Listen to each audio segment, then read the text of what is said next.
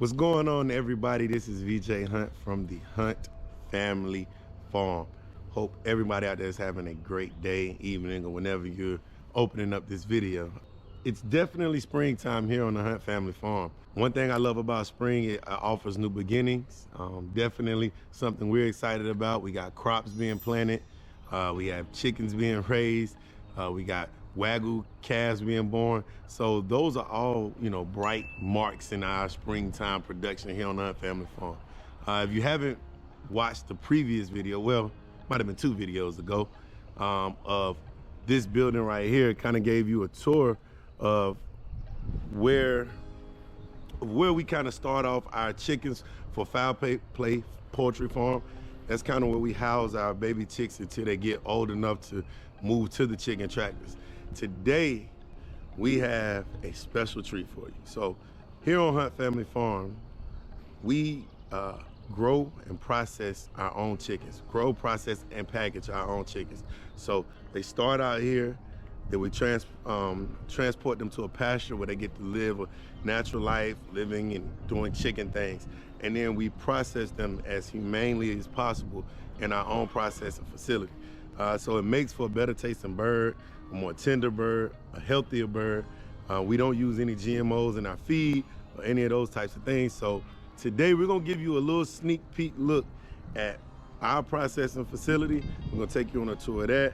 And then we also have some other special treats for you, so stay locked in. Before we jump into the facility, I just want you guys to take a look at this grass. So here are our egg layers. All right, they live in this house right here. And then we got the white eggs and then the brown eggs. But you see how green this grass is? So we planted grass prior to spring, and it has come up beautifully. So we're gonna be expanding the chickens' pasture all the way out here. So they'll be able to have a very, very natural diet. Obviously it's morning time, they're out here and they're out and about, moving around, making a lot of noise. But they've been fed, they're good, they're happy. Now we're gonna go take a look at the processing facility. We're at stop 1 of our processing facility. And so when the birds come from over in the pasture, they take a short trip over here. Our main focus is to limit their stress. With them living in the pasture, it allows for them to have a happy life, allows them to graze and have a more natural life. They're not like at, factory farm where they're pumped full of feed and they don't have much space to move around. Like our birds get to live a natural life. And when it's time for them to be processed, we take them from here and we bring them over in the crates. We don't overpack them in the crates. These crates right here, we don't overpack them. Less stressed birds taste a lot better. So we take them and we start them here, and these are the cones that we start them off in. So that's where the actual deed is done. To start the processing process, it's done quickly, it's done humanely. It's like they're awake and then boom, they're gone. So they don't suffer, they don't have this dramatic thing where, when people say, well, if you cut a chicken's head and it runs around the yard. Like for us, we don't do that. It happens really quickly, really humanely. And this is where they kind of start the process where they're cut, it drains, and then we go into the next part. So behind this door, and we'll go in the inside of the facility, I'll show you. So this door rolls up. It's currently locked right now, so you can't get in. But after the beginning of the process start, where they start to drain, we lift this door and it rises up. So we'll go on to step 2. Now step 2, we're here inside the actual processing area where it begins. So this is that door that was outside. What happens is we drop them in here into this water is warm, and what it does is it turns and it'll flip the bird over, and as it flips the bird over, it washes all of the dirt out of the feathers and it loosens the feathers from there. And then once we're done in here, we take it and we put it in here, and this is a plucker. And the plucker is tossed around, this thing spins, it tosses around and gets all the feathers off. And once we get the feathers off, we have a area right here in which you get an opportunity to pick any feathers that's left and all those things off. So we pick the feathers off here and inspect the bird, make sure that it didn't get any bruising or anything from the plucker.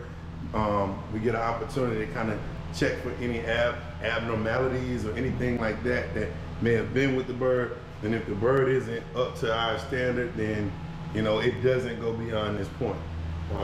Once we come through here, we go to the processing table, and on these tables there's this water field, and then we have a drainage hole that catches everything. But they're clean at these tables, clean at these 3 tables, and as they're clean, we clean them. We obviously put the waste in there and drop it, and it's passed down from there. And then once it's passed from there, it goes into an ice tank right here. And these are ice baths, right? Because we want to get the temperature of the bird down as fast as we possibly can. So we put the birds in these ice tanks, let them cool while we're still processing them. And this will be filled with ice and water. And we let them sit in there while we process them. And then as they're cooling, we move them over. Once they're done in the ice bath, we move them to this area. And this is just a PVC pipe, gives the birds the opportunity to drain the water off of them, because they come from the ice bath to this area. And once they're done draining, we take them over. This is probably the coolest and most exciting spot for me, is we have a walk-in cooler. So right now it's not on because we don't have any birds in there, obviously.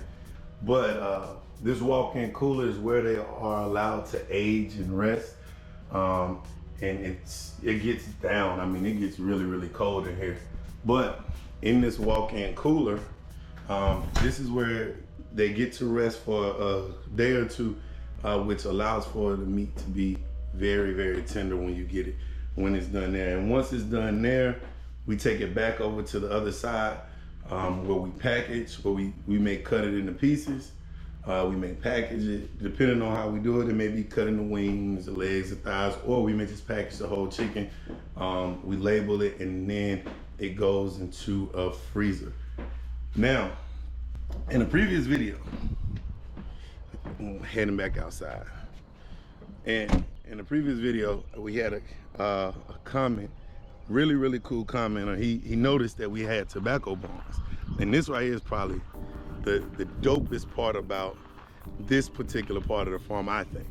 So when I was a kid, we used to raise tobacco in this very space right here. Like this was our area for tobacco farming.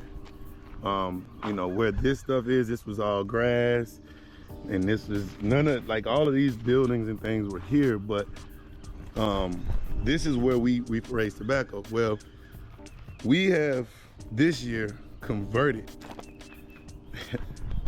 a barn that looks like this, an old tobacco barn, into this. It's an extremely, extremely, extremely cool thing. I'm super excited about it. In this building, so this building looked like that building, but we're gonna take a look inside. This is our freezer room, and this is where we are storing all of our frozen birds and meat. So in here, we have our freezer room. Really, really cool. My suggestion was, hey, let's just make it a store, right? But I think right now we're just gonna keep it as a freezer room, because we definitely need the storage with the amount of birds and animals that we are growing, raising, and processing. So comment down below. What do you think? What do you think of our setup? I know we have some people that are our farmers that watch our YouTube. comment down below. Give me your suggestions. What do you think? What would you do? Would you turn this building into a store? We have a whole nother building right here. What should we do with that building? I love to hear your suggestions in the comments. Tell me what you would like to see when it comes to the Hunt family farm and our development. Definitely want to hear your input on it. I was thinking, hey, we should just pull it and move it down to the pond that we have and just make it like a little lounge area or something cool like that. But if you have any ideas about what we could do with it, throw it out there. I would love to hear it. Because, you know, like I always said, this farming thing that we're sharing with you, something that we want you guys to be a part of. Like, I really do appreciate all the love and the support that we're getting. So, you know, definitely comment, let me know, what should we try to turn that into? We'll see. I don't know, hopefully it's not too expensive. I know we can get in extravagant, but comment down below and let me know.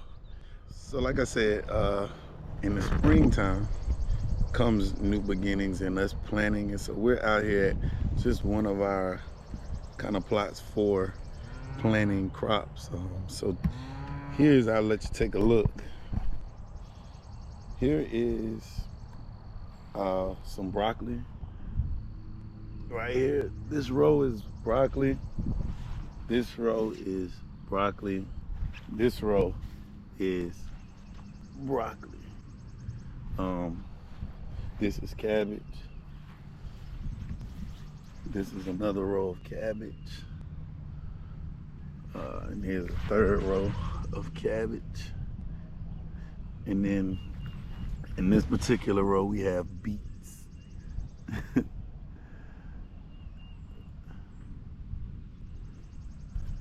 After the row of beets, we have another row of broccoli, another row of broccoli, and another 2 rows of cabbage. And so we have 3 rows here prepared. Not quite sure what we're gonna get in these particular 3 rows. But like I said, you know, comment down below if you are a fan of broccoli, friend of cabbage, right? Let me know, how do you like your broccoli? You know, for me personally, obviously, I like broccoli and cheese. That's the standard way. My grandmother, she used to make a delicious broccoli casserole with broccoli, chicken, and cheese. It was amazing, loved it. I love cabbage too. How do you like your cabbage? Tell me how you like your cabbage in there. We will be adding more crops for sure. I know we have some watermelon seeds that we're germinating, and we're gonna plant those, some cantaloupes, we're gonna plant those. Probably some corn this year. So we have a variety of crops that we produce here. Some for sale, but mainly most of it's just for personal consumption. We do enjoy being able to live the lifestyle of producing your own food. It's much healthier and it's just a little bit more satisfying. But that is all that we have for today. If you haven't already, please like, subscribe, comment, share this video, hit those post notifications so that you can get an alert every time we upload. Thank you so much for being a part of this journey with us. I definitely appreciate you guys, you know, taking the time out to watch our videos, commenting on it. Every comment means so much. So we want to thank you. We have a ton of videos coming. We are working, we are busy. It is going to be a great season, so stay tuned, and until next time, peace out.